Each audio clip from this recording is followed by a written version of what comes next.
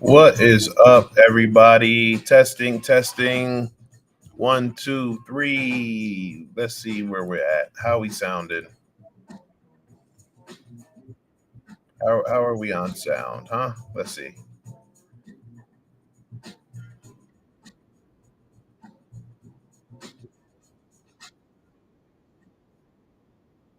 Okay. Yep. It works. It's loud.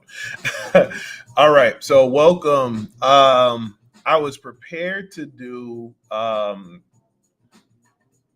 I was prepared to do a the what you see here, some esports and cybersecurity talk.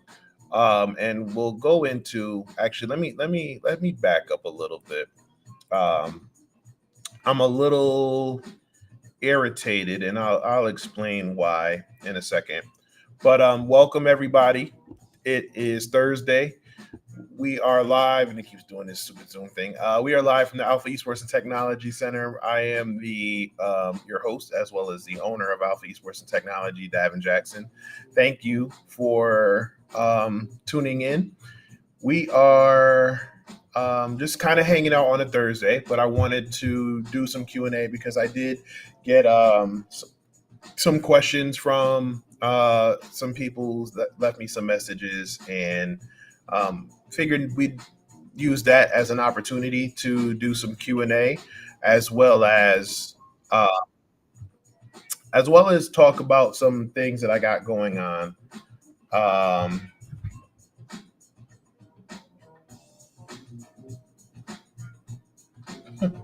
anyway, so just talk about what we got going on with a couple things. So as we were getting ready to join the live stream, I get a phone call. And if anybody is watching or will be watching this later, I think I'm going to need some assistance here because apparently, uh, the Meta Quest or the Oculus or whatever you want to call it, um, pushed out an update shortly after Christmas and bricked a bunch of headsets. And when you try to contact their support, they come back and tell you that, and I'm gonna put it here. They come back and tell you that if it's out of warranty or whatever, that you can buy a refurbished one or some crap like that. Here's my thing about that.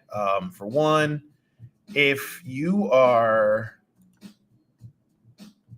if you are going to charge me for something that you broke, like I have a problem with that.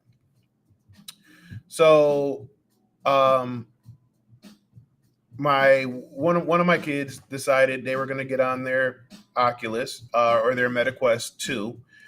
We don't have the 3, we have the 2, and apparently it did a hard reset and kind of wanted to go through the whole setup process. And when they were trying to enter the information, they realized that they can't. It's like it's grayed out in some areas, or it just keeps kind of flickering out and not letting them. So we started doing some research, and I found this, but I also found a thread and stuff on Reddit where users were saying that if you when you try to contact their support, they're telling you, "Oh, sorry, you're out of warranty. You can buy this refurbished one um, for $170 or something like that." My thing is this: like, we bought it new. We've had it. We got games and stuff installed on it. Why are you going to now sell me a refurbished or rebuilt one for an update that you broke? Like, we did everything we were supposed to do to take care of it and maintain it, and you pushed out a bad update. So anyway, I've been my head down in esports and cybersecurity world, so I didn't see this one before. But so PC Magazine has an article that says Meta is replacing Quest headsets that were bricked by a buggy software update. The statement is, we discovered a software update issue that caused some Quest 2 or 3S headsets to be unresponsive. We are actively looking on resolving the issue, but in most cases, you are able to use it normally. The post doesn't specify which version of the software, but they're saying it was the Quest V7 II with the new, faster, yada, yada, yada. A few days later, they're saying that some 3Ss were also having trouble. Like, how do you put out your stuff and brick it? And now, let's see if I can find the forum. Let's see what they're saying on their forum post. So this was an update as of 2 weeks ago.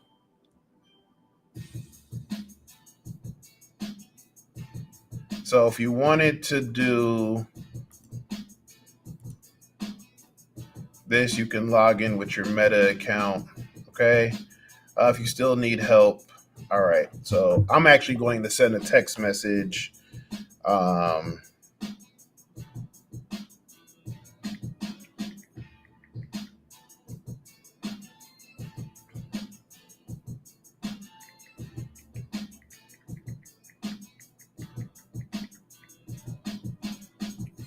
Actually, I'm not even going to do that because that's right. I got to do it.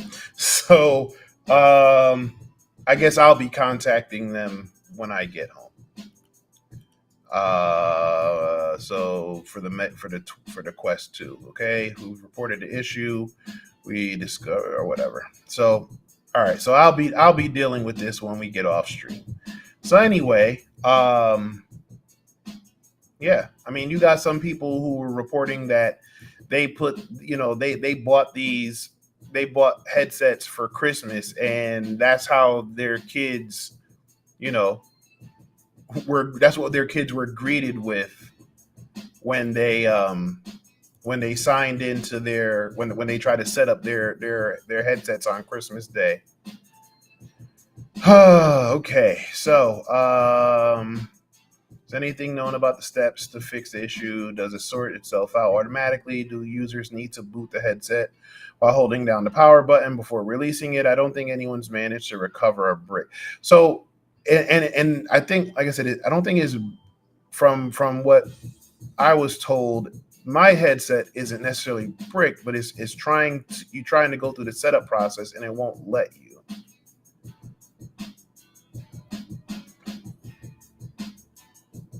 So, all right. All right. So let's get back on track here. um, Again, welcome to everybody who is joining us on stream. This is the Alpha Esports and Technology stream, but we're also streaming on our Alpha Cybersecurity channel on YouTube, Twitch, and on LinkedIn.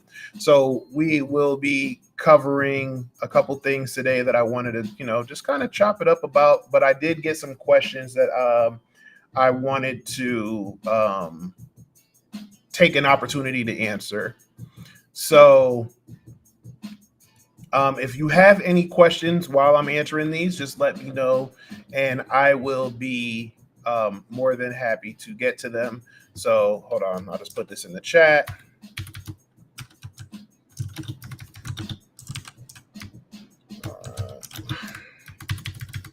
If I learn how to type.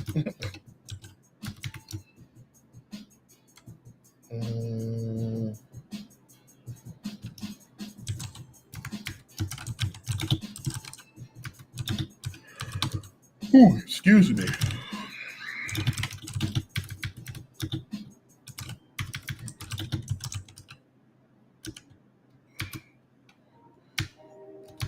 Okay. Ask. Here we go. I'll just do Q&A. All right.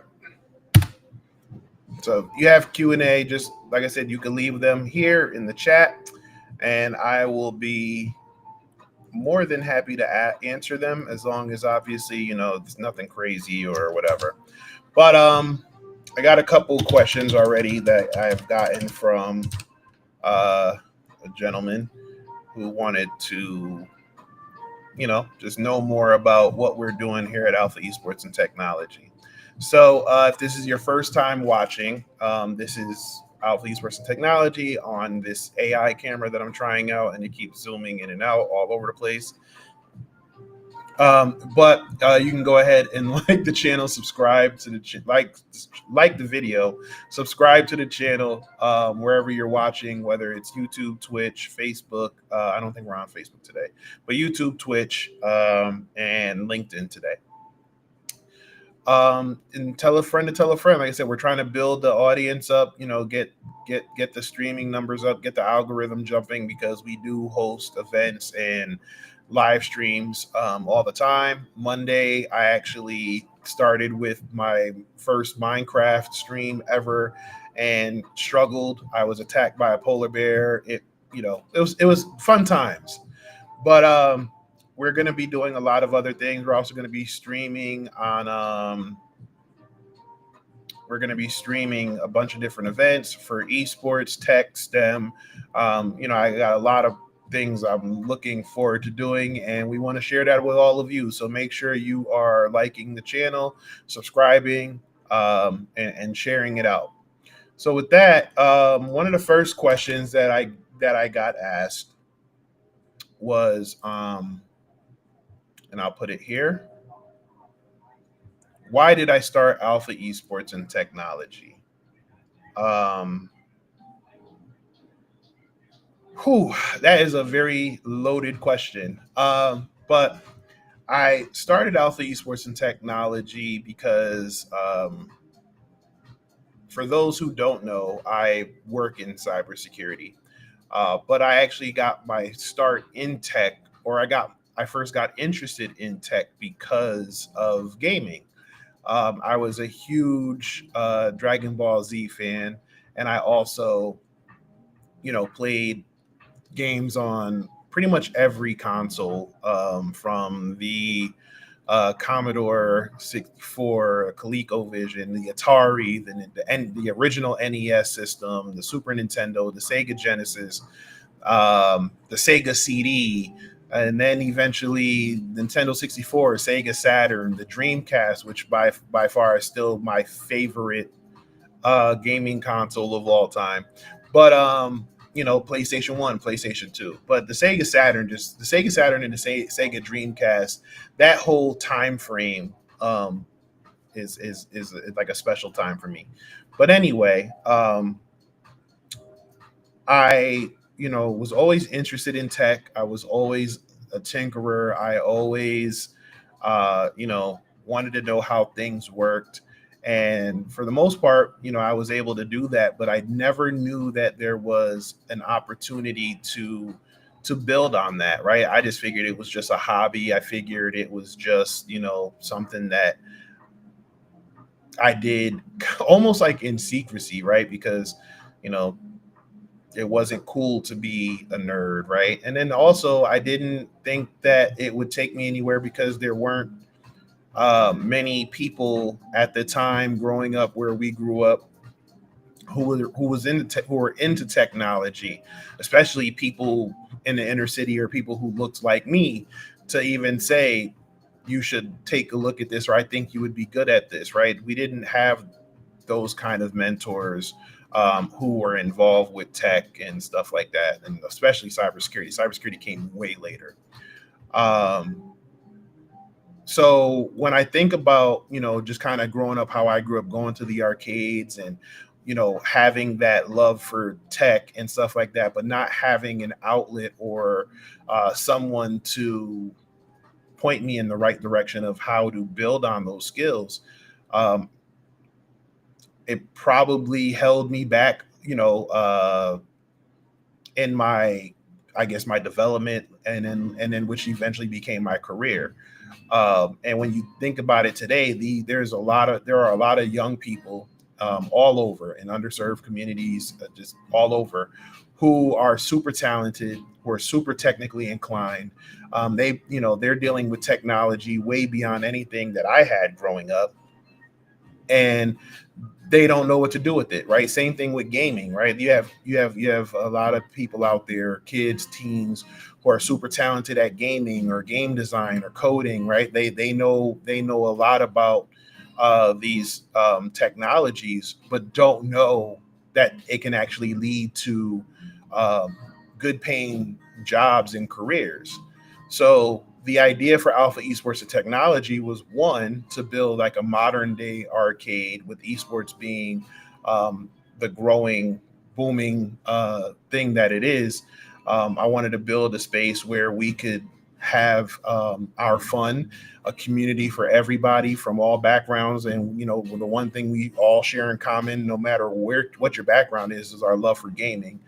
But I wanted to have that space that was like a modern day arcade where kids can play, whether they play casually or competitively, but also learn about the ecosystem around gaming and esports, and also learn about the parallels and the transferable skills that can help them in careers like tech and cybersecurity, game design, development, coding, content creation. There's so many avenues that they can touch, um, just from gaming and what they do every day that they probably don't know exist outside of that little bubble. So my goal is to be that mentor that I wish I had growing up. So I hope that answered I hope that answered your question. If I were just to recap it again, I just wanted to start Alpha Esports and Technology to use gaming as a pathway, or use gaming as a bridge to engage people in other possible careers in tech, cybersecurity, gaming, um, and um, yeah, that's kind of what I wanted to do. I wanted to be able to empower people to to feel confident about being in the tech industry.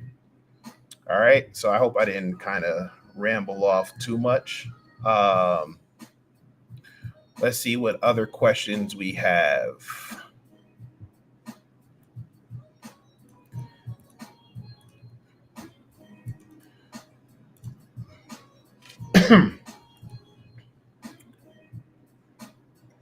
So the next question I see says, "What makes K through 12 esports training important?" Um,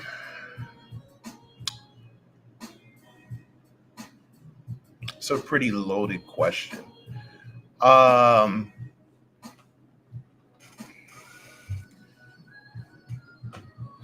K through 12, especially middle school and high school, um, esports development is important for the same reasons that you would add you would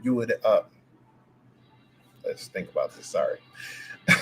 K through 12, especially middle school and high school, esports training is important, because I feel like it provides the same values that you would get from any other stick and ball or traditional sports, right? I have this conversation a lot with parents about esports versus traditional sports, and my question to them is always, well, why do you advocate or push so hard for them to play baseball or to play football or to play basketball or tennis or whatever the case may be? And the first thing they say is, well, it'll help build character. There's skill development. It helps them work on their, communication and skills, and and there's leadership qualities in it. Um, and then my response to that usually is, well, there's the same thing with esports. I mean, studies have shown that gaming, when done in an organized fashion, so it's not just letting them play for hours on end unsupervised, but gaming, and when done in the right way, can actually increase their cognitive abilities. Gaming has been proven to improve their communication skills, their leadership skills, their problem solving and critical thinking skills, their collaboration skills, troubleshooting. Right? These are all qualities that they can learn from gaming, and is very similar to what you can learn from your traditional sports. In addition to that, you you don't have to worry about, as many physical injuries in gaming that you would do in, basketball or football or baseball. You don't have to really worry about, concussions or, traumatic brain injuries or, tearing your ACL or MCL. And to be quite honest, you have a lot of kids out there who aren't physically gifted either, but they're good at this, and maybe they want to represent their school or their neighborhood or wherever, in their own way, right? So this also gives those kids an opportunity to be a part of a team and get those same qualities that you would get from a traditional sports team. However, there's also uh, similar opportunities that you can get in gaming versus traditional sports beyond that, right? Um, Most people, when they're playing, they want to play sports in middle school and high school. They may have aspirations of getting a college scholarship or even going pro. Well, in esports, you can do the same thing. In fact, they on average they're giving out about $16 million in scholarships for esports nationally. And I think the last time the numbers were done, I think it was something like almost 46% of esports scholarships go unclaimed because they don't know they exist. So these are things that you can get that are very similar to any other sport. You can learn the same qualities. You can learn communication and collaboration skills. You can learn critical thinking skills and problem solving skills. There's leadership qualities in there. Um, and you can go to college um, in esports. And now with leagues like the Ultimate Endgamers League or the Global Gaming League that's ran by Clinton Sparks and T Pain, or the Call of Duty League, the FNCS, the Blast Rainbow Six, or the RLCS for Rocket League, the LCS for League of Legends, the League Championship Series, the ALGS for Apex Legends. There's opportunities to actually join professional organizations and get paid to play, to compete in esports as well. Not just get paid a salary, but you also get paid winnings, right? If you win a tournament or if you place in tournaments.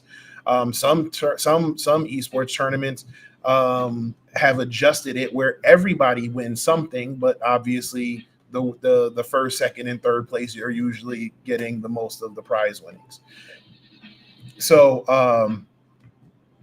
to go back and answer the question again, I think esports training is important for school age for the same reasons that it's important with any other sport.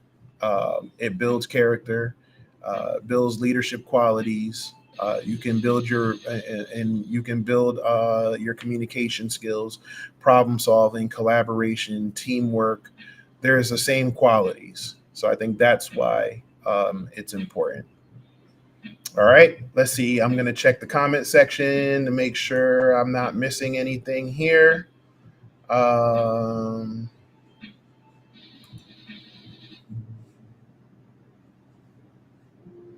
where else? What else do we have?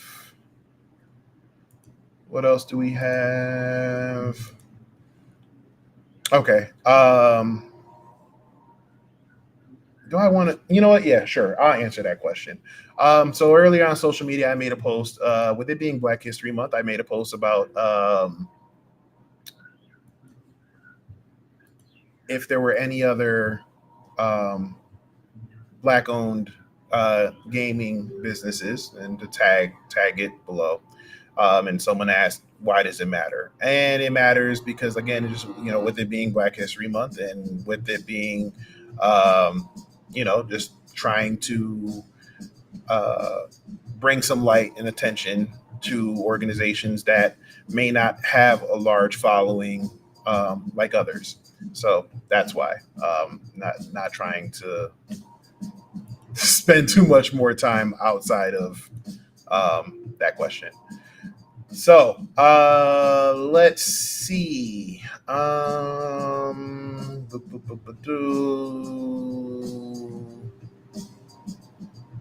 I know I saw one about. I, I thought I saw one about penetration testing. Um,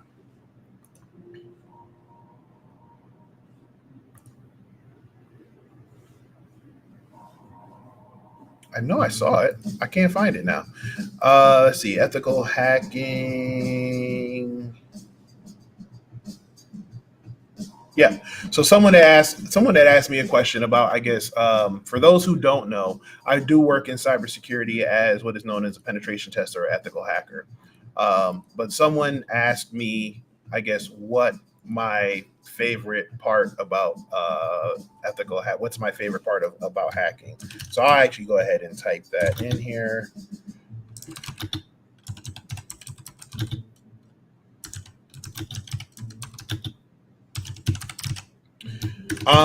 So for me, my favorite part about hacking is the feeling that I get um, when I'm basically faced with a new challenge. Like I mentioned before, I was always a big tinkerer. Um, some of my most like favorite memories were are when I'm able to just kind of take things apart and figure out how they work or even try to fix them. When I was younger, I used to spend a lot of time with my grandmother, and she always had things that were either broken or weren't working properly. And she would let me take things apart and try to figure it out. I just had to make sure I put it back together. She would, she would just kind of let me just do whatever I wanted. And sometimes it worked out in her benefit because, she would get her device that wasn't working properly and now it's working, or, she thought it was broken and now it was fixed, or I remember she had the old floor model TV, like the big tube TVs. And like like when it went out, it was so heavy you weren't moving it. But the speakers still worked, and I remember trying to get the speakers from her that floor model TV to work on her other TV. So I always did stuff like that. So and I think, like I said, that to me, that's fun, right? It doesn't feel like work when I'm in the middle of the pen test, right? So before the pen test, like leading up to the pen test, and then after the pen test, that's work. But when you actually can get started with the engagement, when you kick off those initial scans or that initial information gathering phase, um, it's fun to me. It's part of the reason why I always wanted to stay in pen testing, right? Like, I mean, I've held several leadership roles in the past.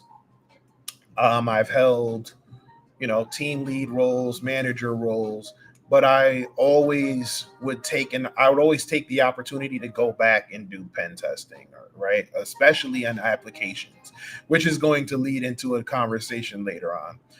What's going on, Ty? So I always, like that's fun to me, right? It doesn't feel like work when when I get to kind of get in that zone and get on that keyboard and fire up, Kali Linux or Burp Suite or whatever it is. It doesn't feel like work. So that's my favorite part of hacking. Hacking is my favorite part of hacking. The sometimes the politics and the red tape and the BS and the business side, sometimes, that sucks, right? Having to go through all of that. But again, it's also necessary for you to stay, protected, and for the client to also make sure they're getting what they need out of it without causing any risk to their systems or their organizations. So I get that part. I get I totally get the end of the report when you have to write everything up, because that's, to me, that's how you get paid, and that's how you continue to get paid with future business, because that's essentially your time to brag, right? Showing what you did, how you did it, why you did it, what was the proof of concept, what was the point of your methodology, um, showing the proof of concept. So I don't even mind the report writing. I think it's just the nonsense before, right? Dealing with the scope and rules of engagement. That's the business side. The hacking part is fun. And like I said, it brings me back to that little boy sitting in his grandmother's living room on the couches with the hard plastic wrap on it that would cut you, because when it got hot, you had to peel yourself off of it. It brings me back to that little kid, and it always does. Like, my brain is always trying to figure out how something is working, right? I I say I have like this itch in the back of my head. So I have the wrong question on screen this whole time. But yes, my favorite part about hacking is the whole process. And also um, learning more, right? Learning about hacking, learning new technologies, learning new methodologies. Like I remember when I first started learning about API security, um, that was a grind, but it was fun, because now you're delving into a new arena. You're jumping into a new world of possibilities. And for hackers, that's always fun. Same thing, with cloud pen testing, and now AI security and AI pen testing. Like, that's fun. I think the only thing I probably enjoy in cybersecurity more than pen testing is digital forensics. I think that's probably the only thing I enjoy.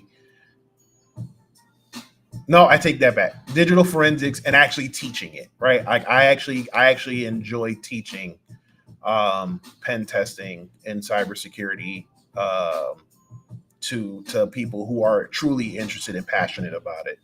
So those are the three things I enjoy thoroughly. Even in this last 2 years with kind of sporadic work on the pen test front, there were so many opportunities for teaching, and that is always going to be a passion of mine. And even now with Alpha Esports Technology, when we do our cybersecurity boot camps and workshops and cohorts, um, I get to do it. I get to do it more often now. So, but yes, my favorite part about hacking is hacking. And if there was probably one thing I enjoyed more than hacking, is probably digital forensics. And then a close third for, so that would be one A and two. So hacking and and digital forensics are interchangeable. And then right underneath that is teaching it, right? So learning about it, doing it, teaching it, learning, and that's the cycle. Learning about it, doing it, teaching it, learning and doing it, teaching it. So that is my favorite part about hacking.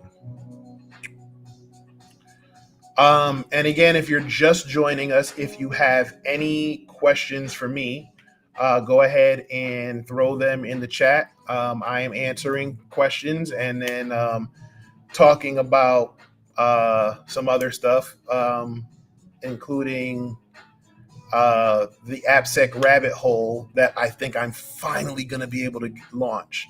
So if you've been following me for a little while, or if you've been chatting with me on Discord, which I will also be putting out that information very soon, as far as the Alpha Esports Technology Discord. But if you've been talking to me for like the last year, 2 years, I have been um, working behind the scenes to come up with some content, or come up with a stream, and I called it the Appsec Rabbit Hole. So I'm going to touch on that as soon as I get through the rest of these questions.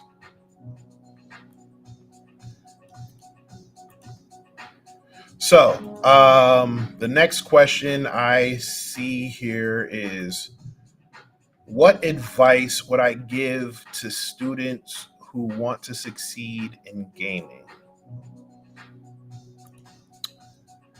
What advice what advice would I give? Um, First and foremost, I would tell them to be patient, right? Success doesn't happen overnight. I don't care if you think you're already awesome at the game, right? You can be great at Fortnite, but you might be great individually at Fortnite, and you might have to play as a duo or as a squad or as a trio. Um, so there's always opportunities for growth. But just like anything else, getting better takes time. So be patient, practice consistently. Um, Remember to breathe. Don't get overly frustrated or tilted like some people, when they get upset and they start raging like that. That's not beneficial. I remember I told a student who played for, was it Morris Brown or Morehouse? But like they got super upset during the match one time, and like they started acting out of character. And I remember asking him, like, do you think all of that makes you play better? And he thought about it for a little bit and then was like, I think I do, but and I was like, so you think getting angry and overly emotional and all of that, you think that's going to make you focus better, or you think that's going to help with your hand-eye coordination, and it's going to improve any of that? Then he stopped and thought about it and was like, no, probably not.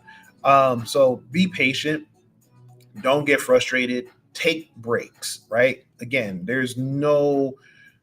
you're only going to do damage to yourself if you're sitting there, for hours on end, right? Here at Alpha Esports Technology, we take breaks every hour, 45 minutes to an hour, to step away for a little bit, breathe, go outside, stretch. Do things the right way. So practice, practice consistently, but practice in a healthy way. Um, be patient. Um,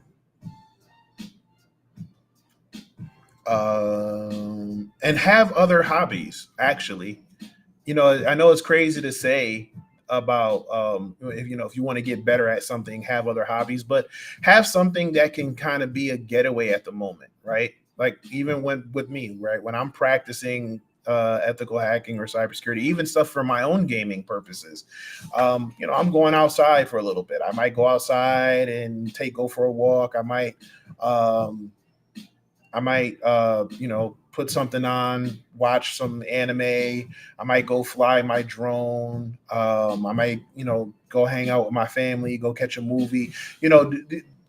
Be okay with stepping away for a little bit and then coming back with fresh eyes and a fresh mind. Um, and then lastly, the same thing I tell my esports teams. Move with practice we call it the system of race, and race is an analogy for respect, accountability, communication, and execution. Sorry. So actually, give me 1 second, y'all. Let me actually answer that.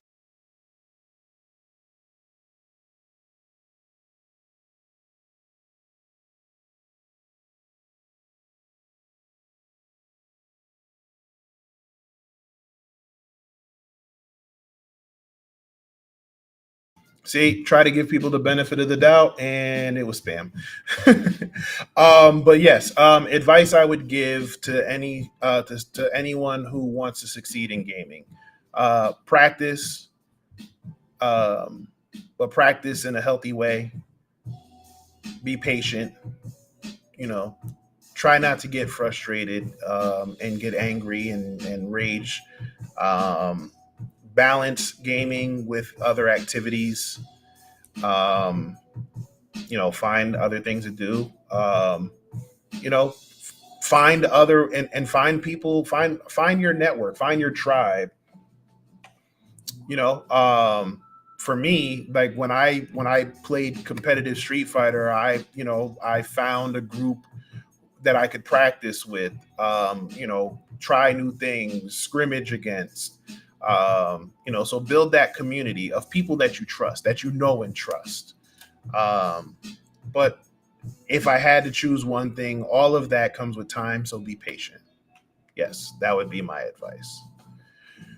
All right. Let's see. Let's check all the platforms. Um,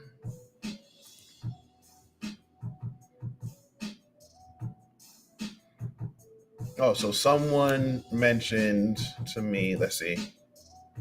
Is pen testing worth getting into? Oh, all right. So I got two questions at the same time.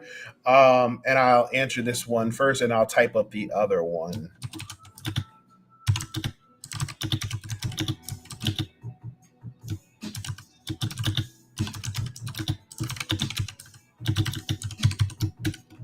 I mean, I think that one's kind of self-explanatory. But is pen testing worth getting into if you want to get into pen testing? Yeah, and I hate to sound like, um, not to come. I don't want to come off like a jerk, but anything that you want to do, if it's worth it to you, then it's worth it. If you're asking, is pen testing worth getting into from a career standpoint? Pen testing definitely is. I don't know if the market's definitely not what it was, you know, 3 to 5 years ago, right? But there's still some decent pen testing salaries out there. I've seen, senior pen testing roles go anywhere, especially recently, from 160 to 200K. Obviously, it's really, it's for the senior roles. But yeah, pen testing is definitely worth getting into if you want to get into it. I'm just, just to kind of piggyback off of my last answer. You just have to be patient, right? You have to be patient. It takes time, and also the one thing I can say about pen testing is, I'm not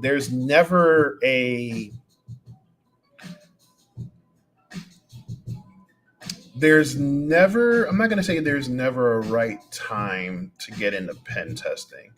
I think sometimes people feel like they should have a certain number of years of experience, or there should be certain certifications that you should have before getting into it.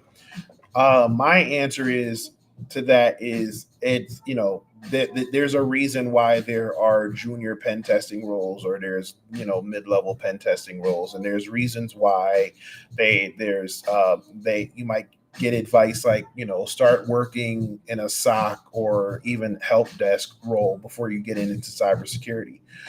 Um, because there's a lot of things that you can learn from those other roles or other things that you've done that can help apply in cybersecurity and pen testing. I think people tend to want results too fast, right? They see people saying, I can get certified in 3 to 6 months, um, or whatever the case may be.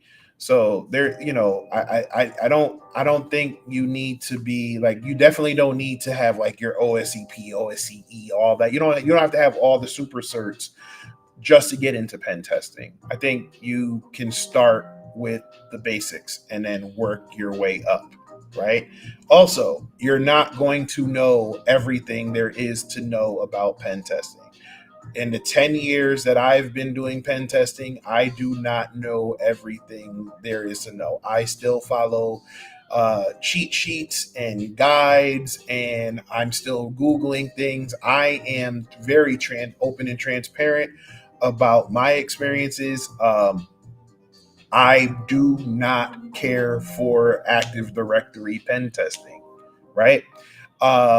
I prefer application testing over um, network pen testing or Active Directory pen testing. That being said, I also use the OWASP testing guide, and I usually keep it open when I'm pen testing on web apps, right?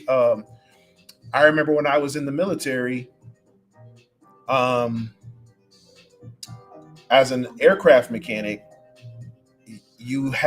they used to give you these they were manuals. They were technical manuals, and you had a technical manual for everything. You had technical manuals on something as simple as how to twist the safety wire when you had to like use the safety wire to tighten things up. They had technical manuals on how to change the tire. They had technical manuals on how to put air in the tire. Um, you had to put they had technical manuals for everything, and the purpose for these technical manuals were um, you had to follow them at all times, because at any given time, quality assurance or QA could come walking into your hangar, and if you didn't have that technical manual open on the page of what you were doing, so not only did you have to have it open, but you had to make sure you were turning the page and actually on the step that you were working on. And if QA walked in and dinged you for that, you would get in so much trouble, right? You could even get, like, in some cases, um, like, big punishments. There was someone who did something, and I mean it was very tragic what ended up happening. I mean, no one lost their lives, but there was an accident, and I mean the person ended up losing, getting in a lot of trouble and losing rank. So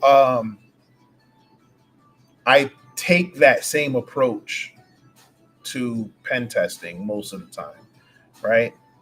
Um, if I'm testing Active Directory, let me see if I can bring it up.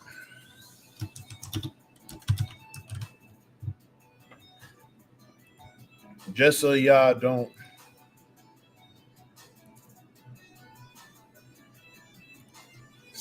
let's see if we can share our screen real quick.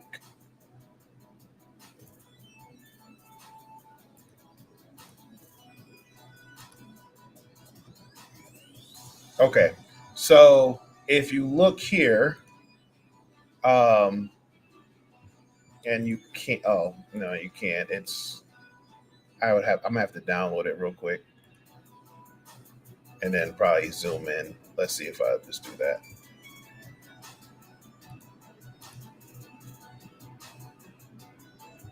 So if I'm pen testing Active Directory, I'm following this mind map, right? Um,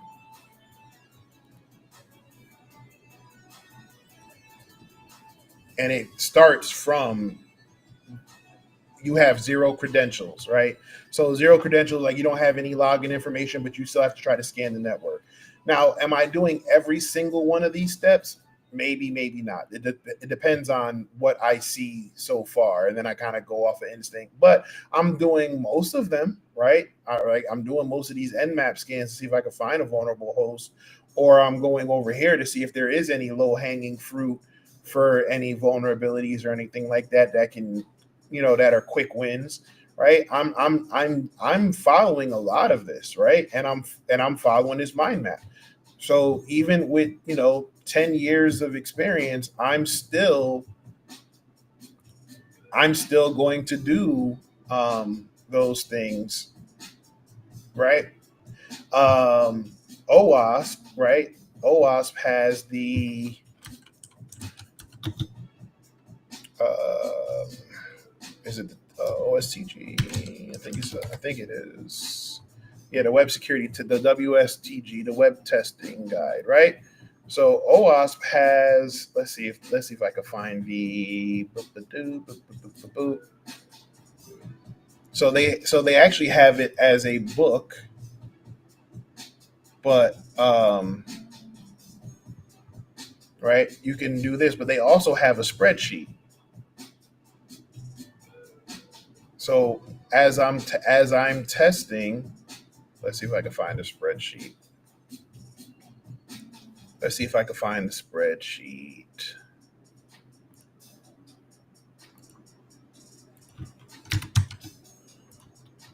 Or let's see, where is this? A checklist. Where is it?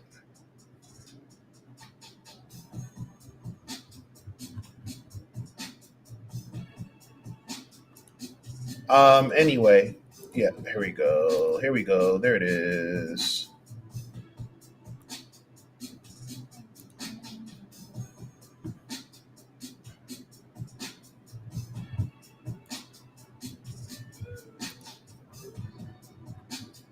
Oh, I just noticed I'm not sharing my screen yet. All right, so yeah, right. I'm actually wrong screen. Let me replace the screen with the right one. Here we go. So I'm following this. I'm going through every one of these tests when I'm testing a web application. And look, if you look here, let's see if I can I view. Okay. But if you look, I mean, it's probably overkill. But look, it's actually giving you tools that you can use for each one, right? So you have conduct search engine discovery and reconnaissance for information leakage. What's the description? Using a search engine to search for network diagrams and configurations, credentials, error message, content. What tools would you use? Google hacking, Site Digger, Shodan, Foca, Punk Spider, right? There's nothing. There's no rule.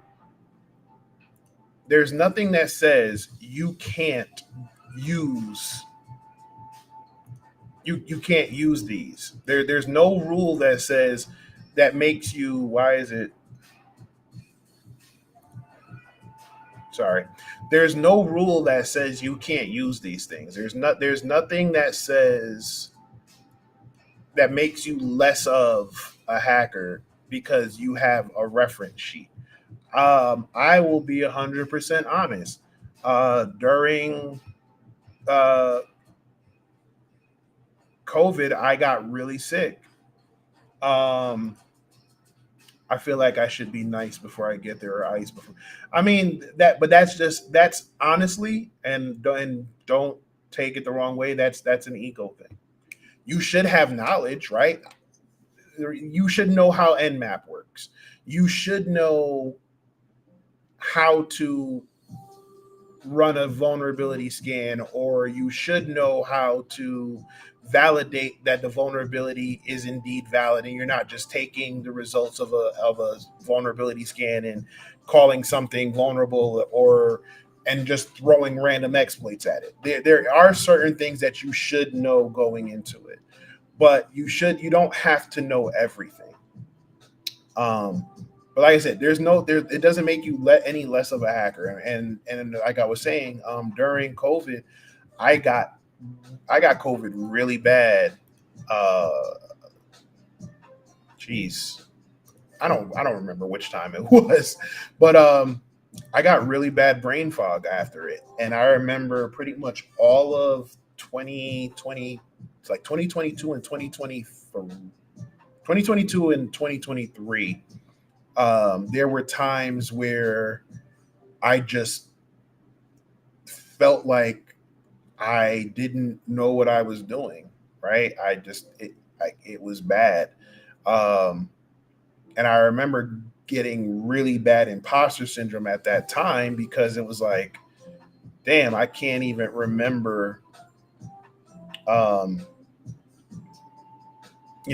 my how I would go through things in my methodology.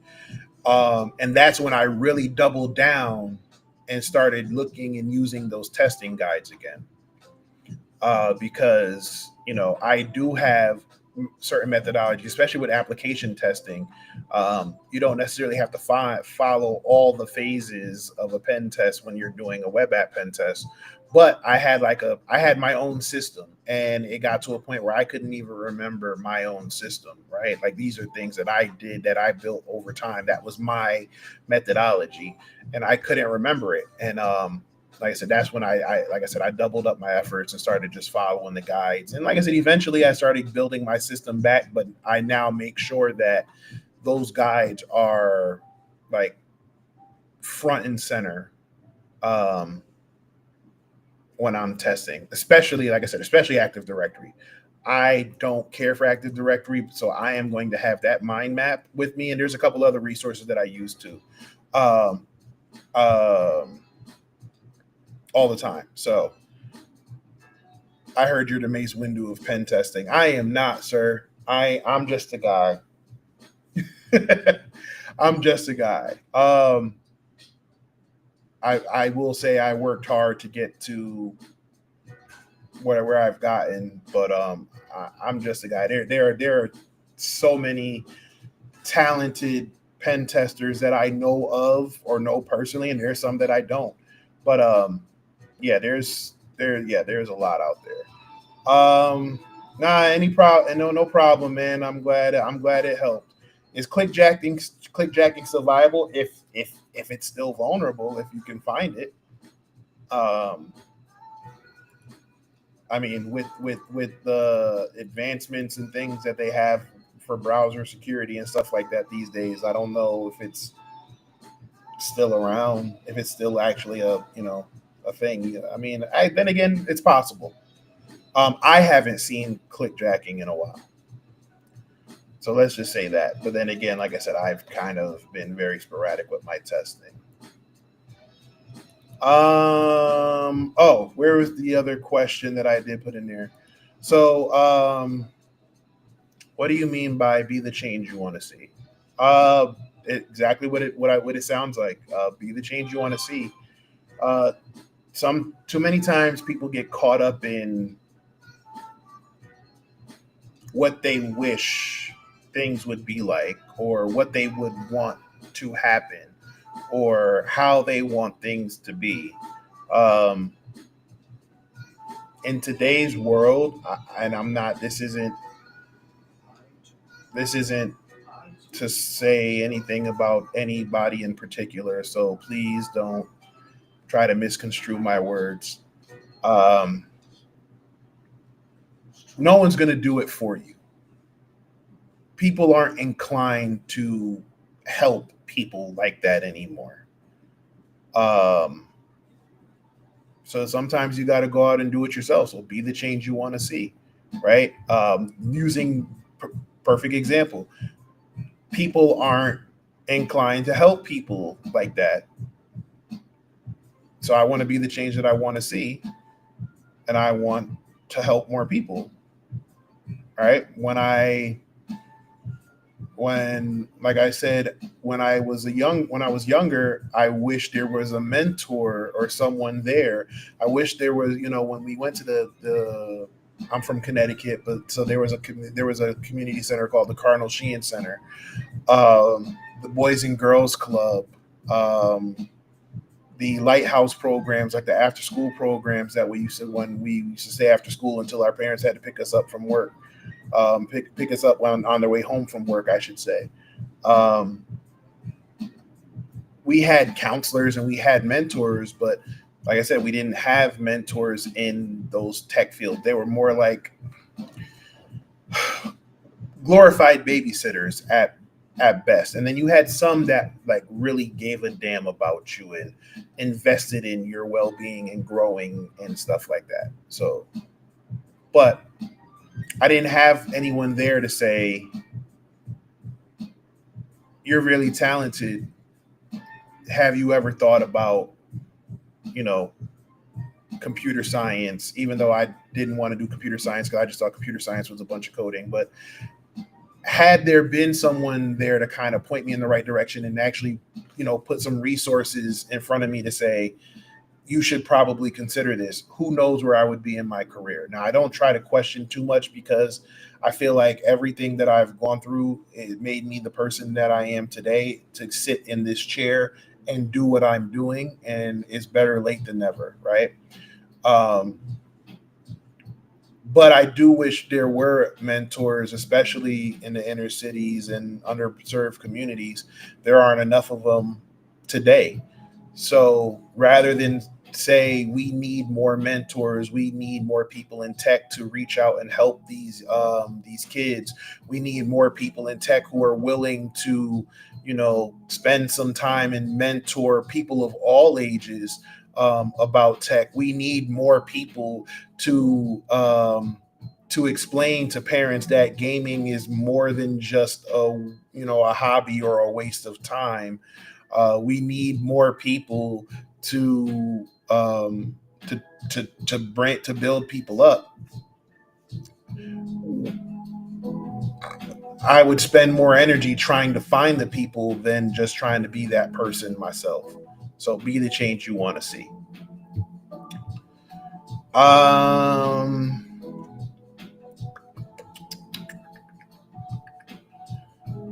okay, see there's one more. I don't know if there was any other questions in the chats. Let me just double check before I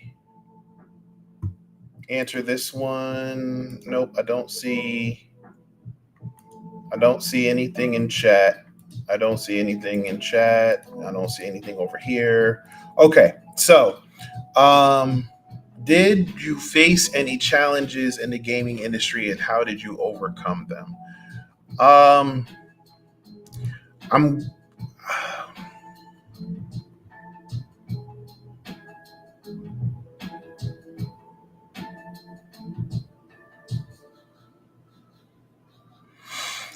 um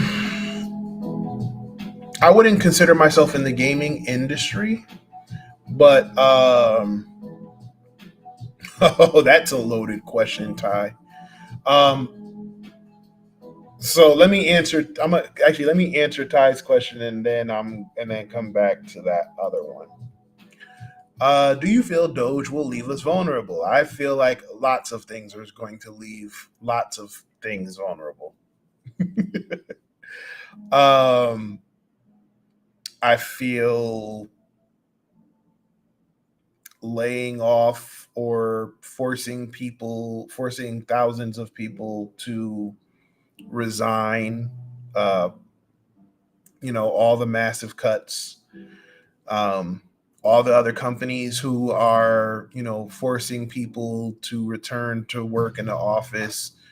That's totally their prerogative, and that's totally their right to do so.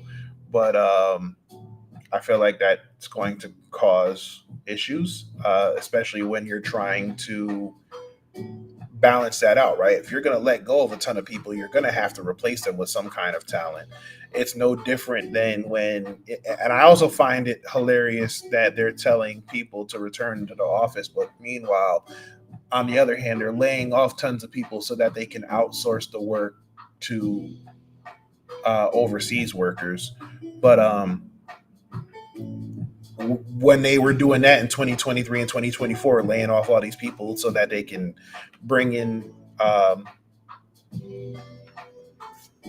won't say less talented, but cheaper labor, um, that caused that caused issues because you brought in people who weren't directly there. Um, there's a time difference. Sometimes there's a language barrier. There were a bunch of other issues, right? And then there was some that was just straight up, like I said, they just weren't talented, right? You lay off. I'm just using as a pen tester, right? You lay off someone with years of experience, right? 10, 15, 20 years of experience. You lay them off because obviously with that type of experience, they command a larger salary.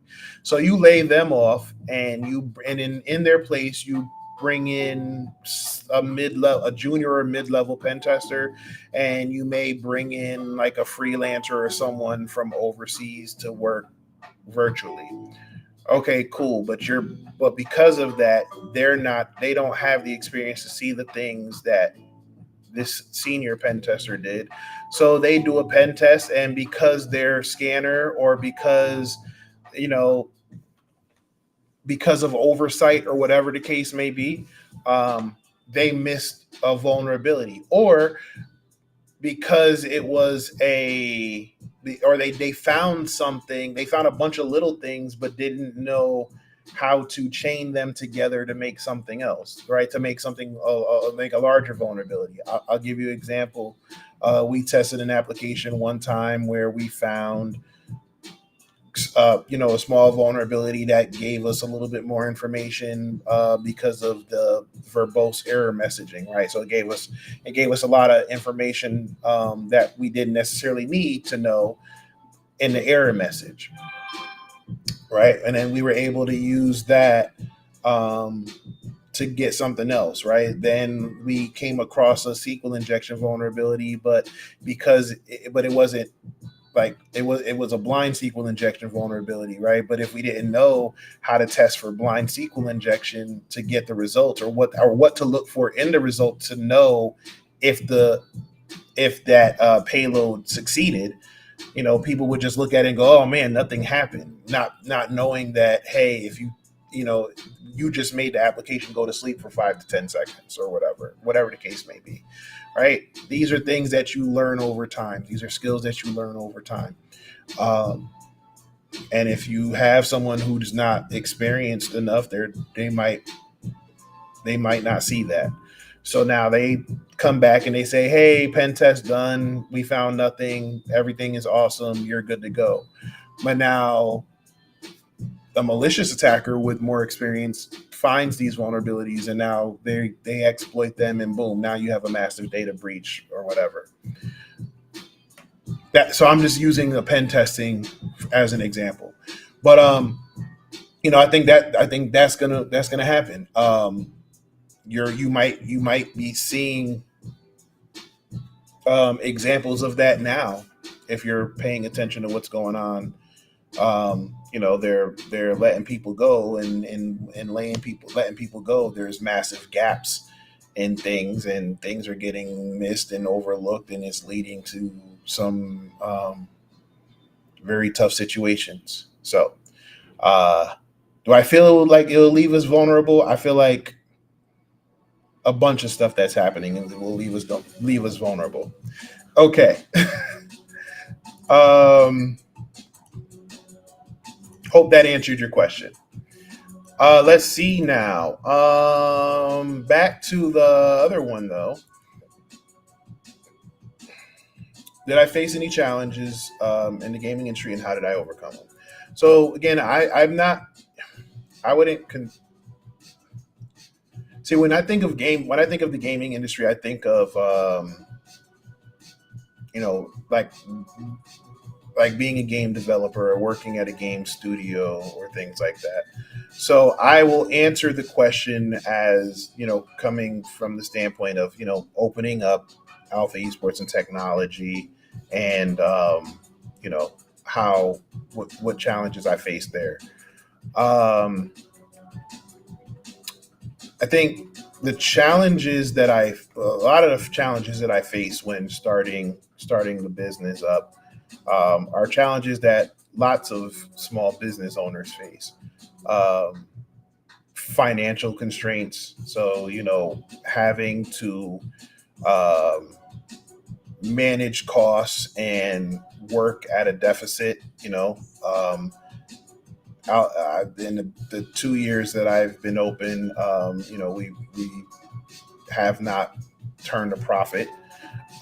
um, but especially but especially those initial costs, right? Buying all the PCs, monitors, keyboards, mice, gaming chairs, TVs, the construction that went into building out the center, right? The paint job, the lighting, the chairs, not the chairs, the stage, right? Um,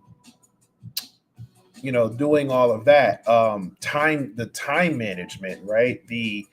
balancing, right? Because I don't have a ton of money. I did invest my own money into this center, but I am far from rich or wealthy. So that that was a lot. I had to, I'm still working. I'm still working a full time job while running the business. So finding that time management between work, being a business owner, being a father, being a husband, um, and then the time for myself, right, for my own physical and mental well-being, which is the other challenge. It does take a toll on your physical and mental health at times. It can get very frustrating. It can get very lonely. It can get very, you can be discouraged. So that's definitely a challenge. Obviously, finding those customers, especially in this field during in this economy, um, that was definitely a challenge. So I already knew it was going to be an uphill battle trying to convince parents that gaming could actually lead to um, positive outcomes, because gaming gets a bad rap for years, and in some cases I totally understand. Like I said, if you're but if anything is done in excess, it can become a problem. And usually, when parents think of gaming, they think of the toxic nature of gaming. They think of the Call of Duty lobbies. They think of some fighting game communities. They think of the issues that female gamers have in the industry. They think of they think of all the negative stuff. And if that's all you know, then of course you're going to think negatively of gaming, right? They think of, violent video games. So if you think so, I already knew I had an uphill battle with that. Um, and I also knew that I was going to have the uphill battle with, esports isn't a real sport, right? Luckily, Georgia has um, embraced esports. I'm talking about from the state of Georgia. I mean, the state of Georgia also makes a lot of money from gaming and esports. The state of Georgia makes something like $750 million from gaming alone. They have something like 100 gaming studios, over 120 gaming studios in the state of Georgia. You have you have all the conventions and cons, right? You have DreamHack, you have MomoCon, you have uh, Dragon Con, you have what is it, Anime Week in Atlanta. You have, right, these all have gaming elements in it, right? You have then you have things like the Atlanta Phase, the Call of Duty team. You had the Atlanta team for Overwatch before it went to OWCS, right? You have all of these organizations, right? The game Smite is developed here in Georgia. The studio that made Brawlhalla is here. The Brawlhalla World Championships are here. You got a lot of pros from Halo. There's so many different things here. So the state of Georgia is definitely embraced it. So that wasn't too much of a fight that the first year it was, but I already knew that. But 2023, everybody knows the economy started to become a little worse for wear in 2023. So starting a new business in a space like gaming, um, trying to convince people to invest their money, uh, to have their young gamer be a part of a team where they weren't too certain themselves that if esports, if they wanted to have them invest in something like video games, um, especially in the situation where the economy is getting worse. And the first thing that usually goes when you have to tighten up on your finances is your entertainment budget, right? So gaming is falls under entertainment. So there were those challenges. And then I think the last challenge would be just um, getting our name out there, getting that Alpha Esports and Technology name out there. You have so many established groups. Uh, you have so many established communities, and we're the new kids on the block, kind of coming in like, hey, we offer this, and but we also offer, healthy gaming and tech and STEM, and it sounds cool, but they're still very skeptical of you, and when you're first coming in. So that first probably 2 years, I mean, that's something that we still struggle with today, is just trying to get our name out there to land more customers. So those are some of the bigger challenges that we faced. How did we overcome them? We're still overcoming some of them, right? From the financial side, getting our name out there, the balancing of being a full time employee, full time husband, full time father, full time business owner. So finding that time management. I'm still working. I'm still working on overcoming them, but I will say patience. Patience. If as hard as it's been, I'm grateful for the slow progress, because the slow progress allowed me to um, establish that foothold. Right? How can I compare it? How can I explain it? It's like when I built. Okay, so when I built out the Alpha Cybersecurity YouTube channel, um, obviously everybody, if you start streaming or content creating, you want to build your followers, the quicker the better, right? But when I first started, it took me a while. And I mean, I don't have a big following. I think I have 4,000, almost 4,500 subscribers on YouTube for Alpha Cybersecurity. But it took a long time to get to that 4,500. However, it is 4,500 of some of the most uh, dedicated people who believe in me, right? And that's something that we built over time. Yeah, sure. Would I be happy with 100,000 subscribers or 100,000 followers? Because I blew up overnight. Sure, but it's not sustainable. Um, it hasn't, and sometimes it's just a trend. So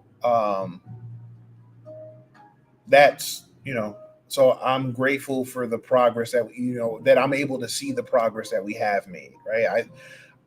I remember opening up and probably going weeks with no one stepping foot in here. um and then little by little, one person would come, a couple people would come. you know I remember hosting free events and people never showed up. So, to go from that to now, having regular clientele. I have a championship. I have a championship middle school esports team. Um, I'm now running two Fortnite esports teams. I've had a Smash Brothers esports team. I have a Tekken esports team. I'm exploring a Rocket League esports team. So I can see the progress. So you know, I overcome it by being patient and just um, trusting the process. So I've entertained having my own company dealing with cybersecurity, but finding a niche is okay. Let's see. I've entertained having my own company dealing with cybersecurity, but finding a niche is difficult. Any advice? Who says you necessarily have to find a niche? Um, if there is the cybersecurity arm of my business focuses on penetration testing, but also consulting. But that consulting can be anything from um, pen testing to just overall cybersecurity posture. So you don't have to necessarily have niches are more important when you're trying to build like a following or a specialty. Um, I think just like with any business, I would ask, you know, that I would ask, what are you looking to do with your cybersecurity company, right? So Alpha Cybersecurity, we are um, education and almost, I guess, content based first, right? Like all of the stuff that I did starting out was uh, training content, you know, how to videos, support, you know, videos like that. And yes, I leverage my experience as a penetration tester to um, to offer those services.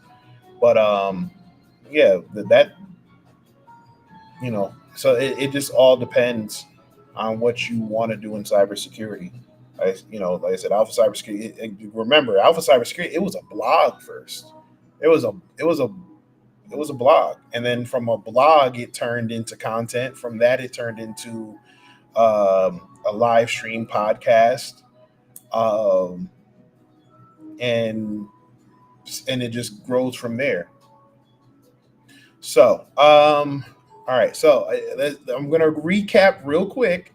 I'm going to try to run down through all the questions again, and then I'll go into the Appsec rabbit hole. Okay. Um, whew. All right. All right. So real quick. So why did I start Alpha Esports and Technology? I started Alpha Esports and Technology for one simple reason: to be the change that I wanted to see. I grew up I grew up with gaming and tech, and I firmly believe that gaming can be used as a pathway to engage in careers about tech, cybersecurity, the gaming industry, or even in professional esports. And growing up, I wish I had a mentor to point me in the right direction. So I started at Alpha Esports and Technology to to be that mentor to many, but also highlight and showcase the parallels and the transferable skills that you can get from gaming when done in a healthy way, um, that can lead you to careers in tech, gaming, STEM, cybersecurity, and several others, because there's a lot of transferable skills and essential skills that you can learn from gaming. Um, what makes K through 12 esports training so important? K through 12, especially when you get to middle school and high school ages, um, that esports training is important for the same reasons that any parent or guardian would want their athlete to get sports training. Um, Esports provides a lot of the same benefits that traditional sports or stick and ball sports offer. When I talk to parents and we compare esports to regular sports, you know, you'll hear things about, you know, oh, it teaches leadership, communication, team building, teamwork, problem solving, and esports actually offers a lot of the same benefits. In fact, the NIH, National Institute of Health, did studies and showed that esports can actually help improve your cognitive abilities. It helps your collaboration skills, your communication skills, your critical thinking and problem solving skills. Same thing, teamwork, um, that you can get from that you would get from any traditional sports. And then esports also provides pathways to college, just like traditional sports. So just like you can get a sports scholarship for any other sport, they actually give on a national average, on an annual basis, the national average for esports scholarships is around $16 million. So you can go to college for esports. And you can also play professionally for esports. There's several organizations around the country, around the world, that offer opportunities for gamers to go pro and actually earn money competing in esports. Uh, so again, I'm sorry. So just to recap, esports training is important because it can provide several benefits, like any other traditional sport. So collaborative skills, teamwork, team building, leadership, communication, critical thinking, problem solving, and more. The next question was, what is my favorite part about hacking? My favorite part about hacking, right? Is learning about hacking, executing those skills and techniques, um, you know, working on my craft, building my methodology, building my skill set, and then sharing it with others.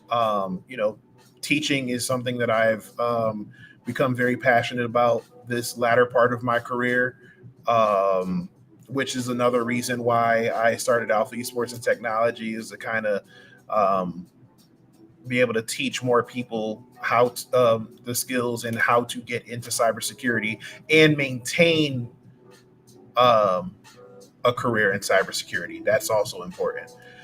So my favorite part about hacking is just the challenges that they bring. Like I said, whenever I'm actually in the process of doing an ethical hacking assessment, it doesn't feel like work to me. Um, Advice I would give to students who want to succeed in gaming. My first piece of advice would be to be patient. Things don't happen overnight. Um, just be consistent and be patient. So practice consistently, work on your skill set consistently, be honest with yourself. One thing I tell my Fortnite team all the time is, give me three things you want to work on, and throughout the season we figure out how ways to improve on those three things. So again, being consistent, being honest, being patient, that's first and foremost. Finding your tribe, or that can help you improve. So it can be a coach, it can be a teammate, it can be a friend. But finding that person or people that will help you elevate. And then also, making sure you regularly step away, right? So I you hear about practice all the time, and practice is great, and you should practice consistently, but you should also practice in a healthy way. You should not get overly frustrated. You shouldn't rage. You shouldn't tilt. But you should also step away from time to time, right? Step away. They talk about they say touch grass, but step away. Have another hobby. Excuse me. Have another hobby that you like doing. Step away and then come back with fresh eyes and a fresh mind. So practice patience. So practice patience. Having a support system, and finding the right balance. What do you mean when you say be the change that you want to see? Like I said before, being the change that I want, being the change that you want to see means, taking the time to um, be the change that you want to see, right? Like I said, when I started Alpha Esports and Technology, I thought about how I wish I had, um, a program like this. I wish I had mentors. I wish I had people who would help me, or invest in me being my unapologetic self, right? Like, I wish there was someone there who was like, nah, it's cool. It's all right being, it's whatever. We're all nerds here, right? Like, yeah, yeah, let's sit down and watch anime and game and tinker and write code and all of this stuff.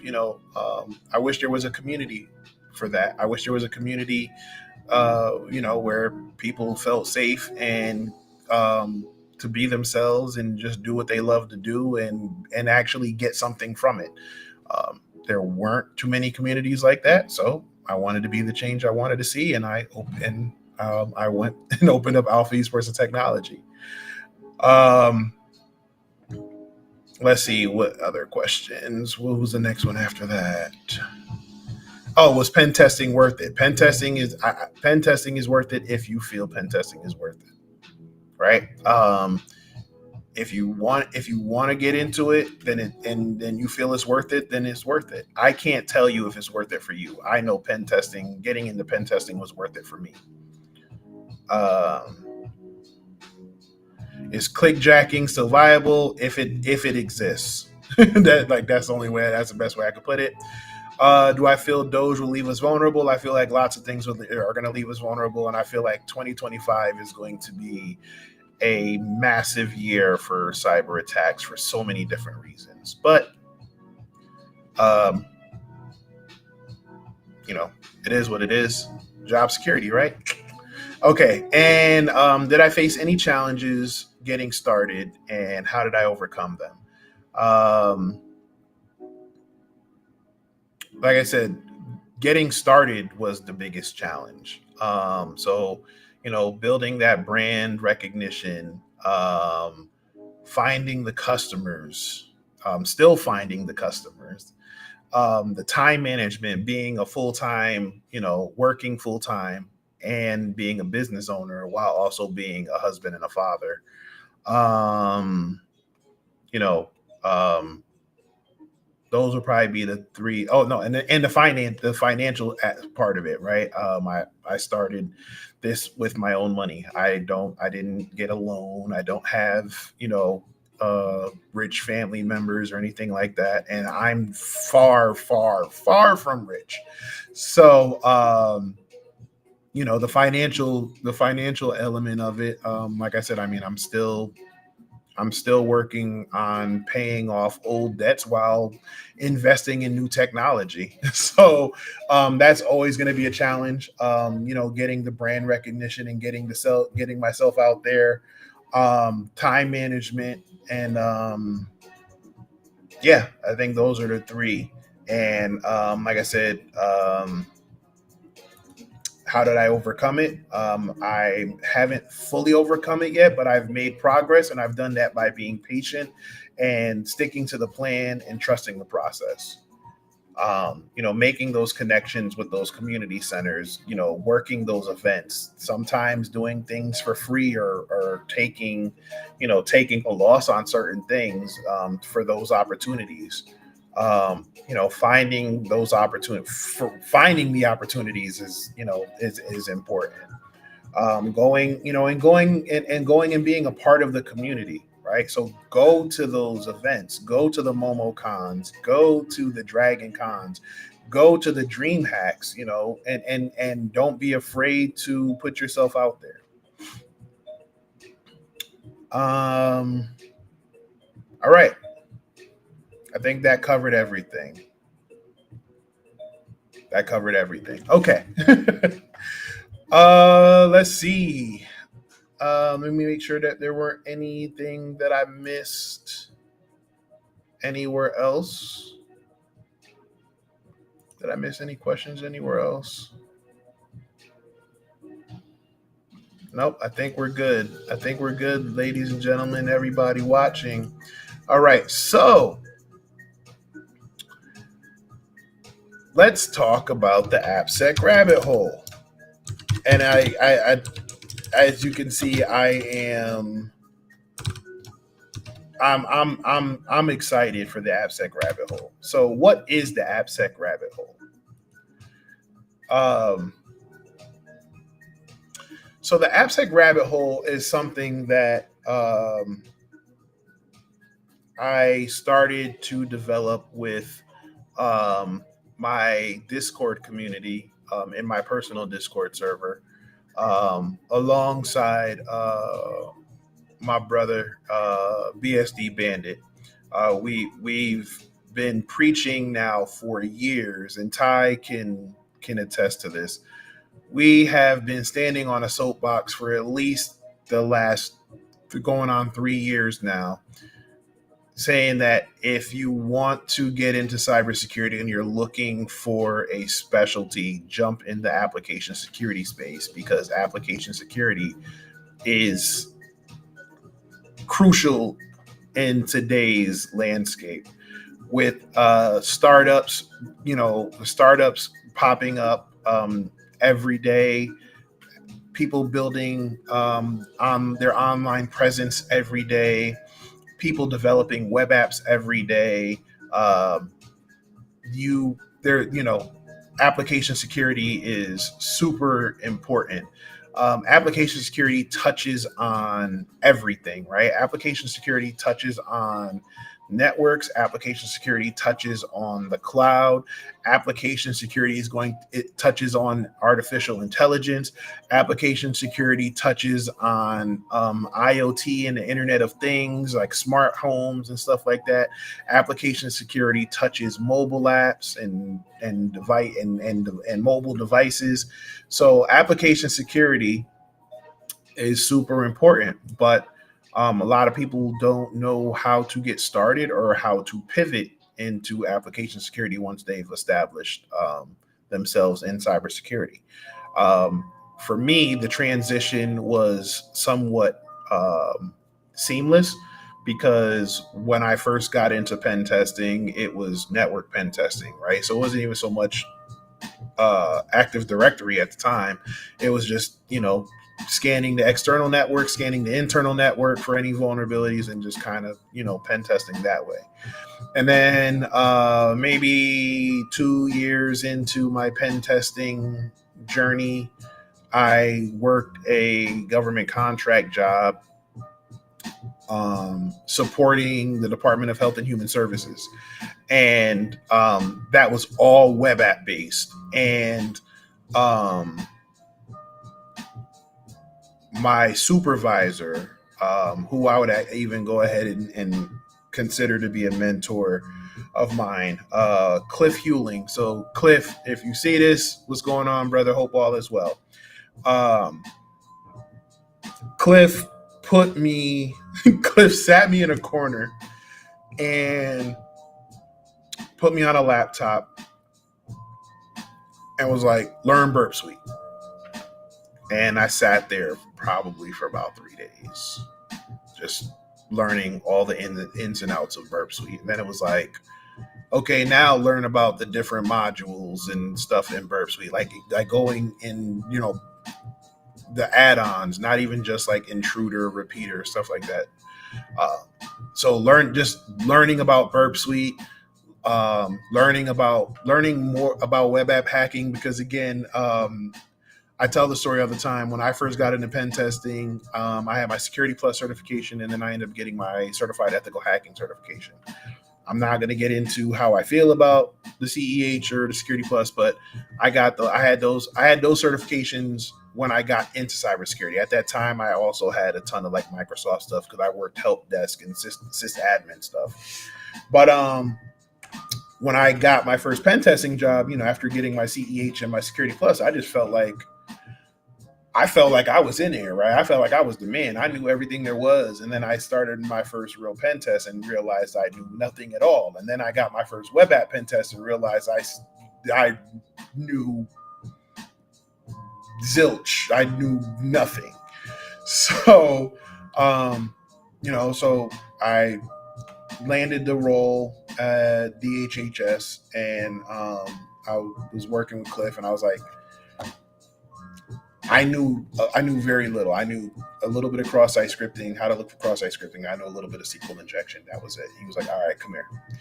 And like I said, we worked on stuff, and by the time I was done, it was like I remember going online and I started looking at some videos on bug bounties, and I remember to this day the advice that I saw in that one video that stuck with me was find a vulnerability that you find interesting and just start just looking for that. When you test your applications, just look for that.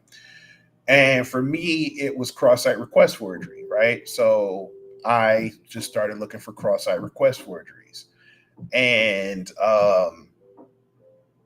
I got good at finding cross-site request forgeries, like especially on those websites. Those like there were, so it was just like every, that like I looked for that all the time. And then after that, I just built my skill set in more things and started learning how to chain cross-site scripting with cross-site request forgeries and all of that. So from there, I after the contract was up, I moved to a financial services company, and they were also heavy on the application side, but they also dealt with PCI DSS. So now I'm dealing with payment card industry compliance.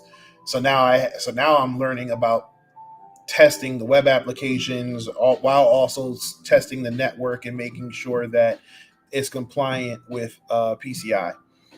Um, I was there for 2 years, and then after I left there, I worked for a fintech startup where they told me it was a web application, but when I got there, I quickly realized that it was a mobile app. It was I mean, there was a web component, but it was mostly a mobile app.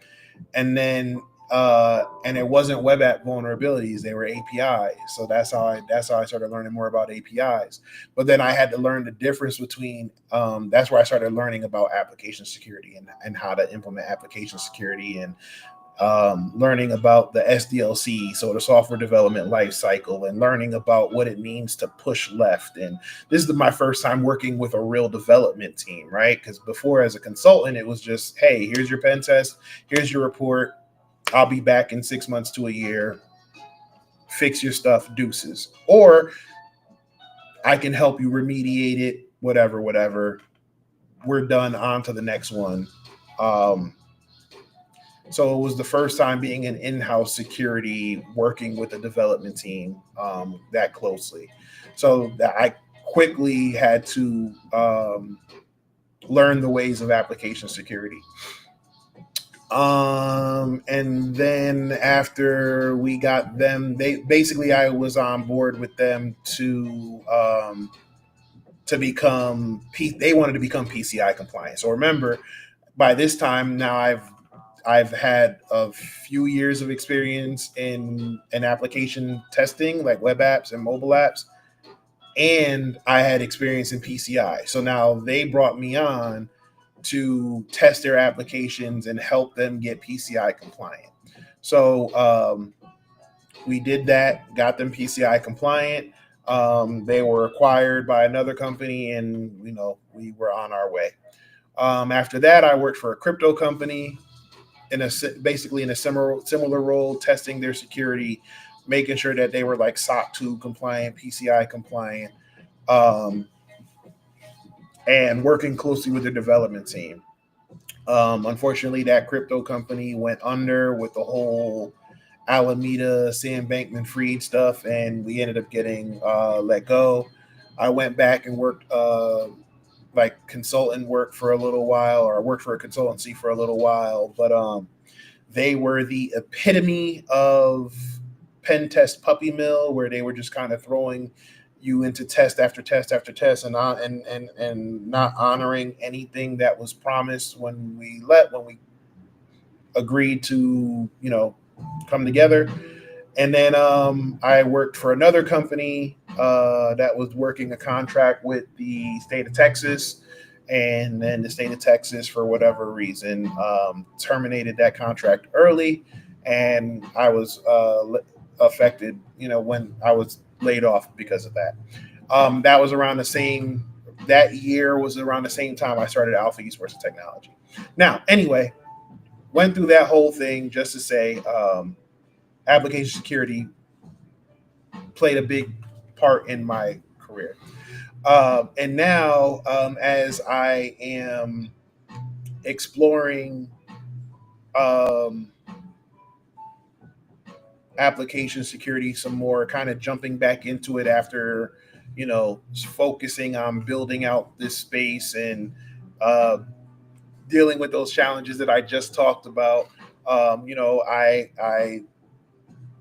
want to get back into the application security space and kind of sharpen my skills up again. So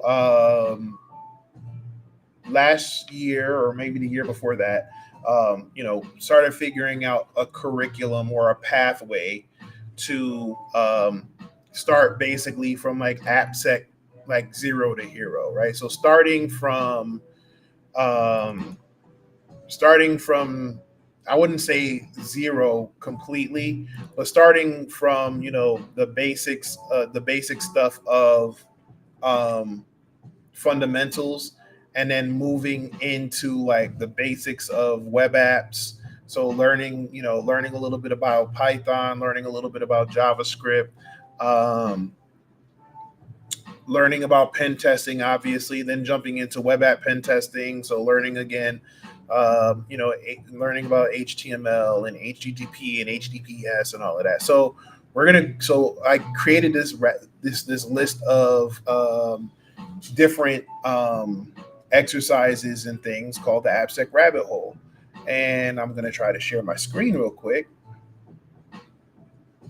to just kind of show you some of the stuff I'm looking at. So here's some of the basic stuff from the Appsec Rabbit Hole, and I'm using a lot of stuff from TryHackMe. This is not the full list because I don't want to put the whole thing out there just yet. But can y'all see my screen? I just know. Oh no. Where's my...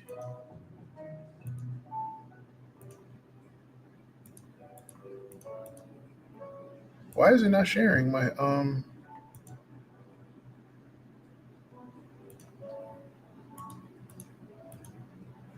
weird. So I'm streaming directly on Restream and not through OBS, and that's probably a mistake. There we go. So here's a list of some of the stuff that I was looking at, and honestly, I probably need to update it since there's a web app path now in TryHackMe. But yeah, I was looking at some stuff here from TryHackMe, and then obviously we have some stuff like we have other things like Over the Wire here that will help with learning navigating through Linux. There's also, I'm looking to see where there's a couple other ones like Over the Wire here, Pico CTF, OWASP Juice Shop. Even though this is a TryHackMe room, we'll probably use something else. WebGoat is in here, Matilda is in here, DVWA, and like I said, these are all TryHackMe rooms. But like I said, I will probably go through the process of actually building out our own web app lab, so that you get the experience on how to build out a lab. Trying to see if I'll share the whole list, or if I can get you an idea of the whole list.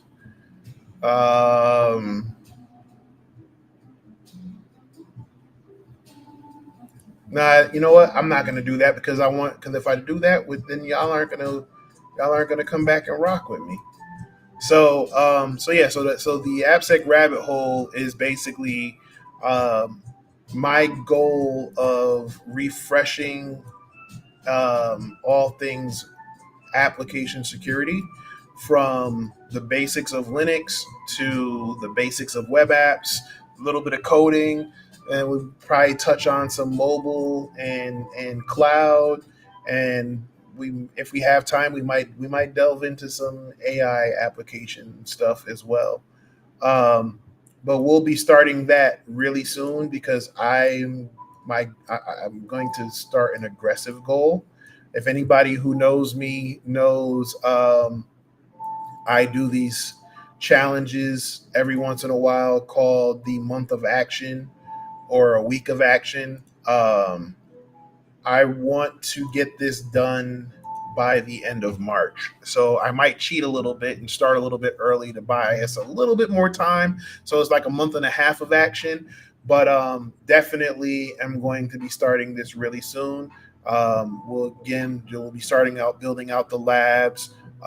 We'll be going through Burp Suite. We'll show you with the free version versus the paid version. And the reason why I did try Hack Me for a lot of it is because a lot of it is free, so you don't have to spend any money. What's going on? Learn Cyber with K. What's going on? So the rabbit hole. So the reason why we're using a lot of those resources is so that you don't have to worry about paying anything. But if you do want to follow along, I think the most we'll probably end up spending is for a Burp Pro license, which is totally worth it if you plan on doing application testing and bug bounties. I'm good. How are you? We're almost through the week. So the Appsec Rabbit Hole is just that. We're going to do a deep dive into applications, all things application security, starting from Linux into testing, into web apps and stuff like that. I'm good, man. I'm good. You know what? I'm breathing. I'm alive and breathing, so I can't complain. So that is but yeah, that's the goal of the AppSec Rabbit Hole. And like I said, I'm super excited because I really wanted to get this off the ground last spring, but just wasn't the right time. It didn't pan out the way I wanted it to. And it's something that I've always said I wanted to get back to, and I'm super passionate about. Again, if you go back to what I was saying before about helping people, I think this will definitely help people who have an interest in web app or application pen testing, and just need that extra push. I think we'll be able to hold each other accountable. I'm going to be figuring out things all over again, like it's the first time. Because again, I'm a bit rusty, right? I've been building out this gaming and technology center for the better part of 2.5 years now. And cybersecurity is always, is my love, is my like, like hacking is my one of my favorite things to do. And just like everything, things change, right? I might be out of practice. There might be new techniques or new skills or new tools that I haven't had a chance to actually use because I haven't had a reason to, right? Burp Suite will always be a tool that I'll use. There's OWASP, but there may be some new scanners or some new tools and techniques that I don't know that we'll go through. There's certainly going to be some things that I'm going to have to refresh my memory on, like server-side request forgery. It's always been a challenge for me. So you said I hopped on a bit late. What was discussed? So we were just doing a little bit of Q&A. I got an email earlier today with some questions, so I wanted to answer the questions, but also hop on here and talk about this new initiative that I'm starting called the Appsec Rabbit Hole. So the questions that were asked, they ranged everywhere. There were some esports and gaming related stuff. There were some personal questions. There were some career questions around cybersecurity and penetration testing. So I did my best to answer all of those questions, and now I am talking about this this the Appsec Rabbit Hole thing that I want to start, and explaining why I'm using a lot of Try Hack Me stuff as opposed to other resources. And the main reason is that Try Hack Me has a lot of good resources for free. So, and again, I want people to be able to follow along and not have to worry about if they what they have to afford or what they have to pay for. All they need is a Try Hack Me account. If they choose to pay for a Try Hack Me license, that'd be great. If you want to pay for a Try Hack Me license, please let me know so I can give you my code. Full disclosure, yes, I will get a small commission or whatever it is for using your referral code. Um, if you want to subscribe to the YouTube channel, you can subscribe to Alpha Cybersecurity. You can also subscribe to Alpha Esports and Technology. You can subscribe there. I'll probably do like some membership badges, but again, those are totally optional. I'm not gonna put this stuff behind a paywall. So, like I said, it's something that I want to do. I want to do with the viewers. Yeah, man. Like I said, we're definitely, um, you know, and like I said, it's gonna be like I said, I want to make it an aggressive push. Right now, I'm shooting for. I mean, realistically, I'll probably be able to do it once a week, but I'm shooting for hopefully twice a week. Um, I'm thinking probably something like Mondays and Wednesdays, Mondays and Thursdays. Probably Mondays and Thursdays. Just because again, my schedule's a little hectic during the week with the center. But yeah, man, super excited about it. I honestly, like I said, it's been something I've been wanting to do for the last 2 years, and I've been holding off because I want to be able to do it with, you know, have that online community where if people are stuck or people have questions, we can work through it together. So that is where we are with that. So at this point, I think I have been rambling on for a little over 2 hours. um, I'm going to see about contacting Facebook or Meta about my child's Meta Quest that was affected by the Christmas bricking, um, and make sure that they don't try to tell me no nonsense about buying a refurbished one when I bought a brand new one and I want it to work. It should work because it's not my fault that it broke. Y'all pushed out a bad update. So, um, yeah, I'm gonna go ahead and log off in a little bit, but I thank all of y'all for your questions. I thank you for hanging out with me, listening to me rant about Meta and their headset not working and crashing and bricking. Um, it- you know, asking the questions and listening to the answers and the ramblings on about the answers. Um, and yeah, I'm super excited to kind of get this AppSec rabbit hole thing started. Like so, hopefully next week. So with that, I'm going to get up out of here. Y'all be safe. Enjoy the rest of your week, and I will talk to y'all later. Peace out.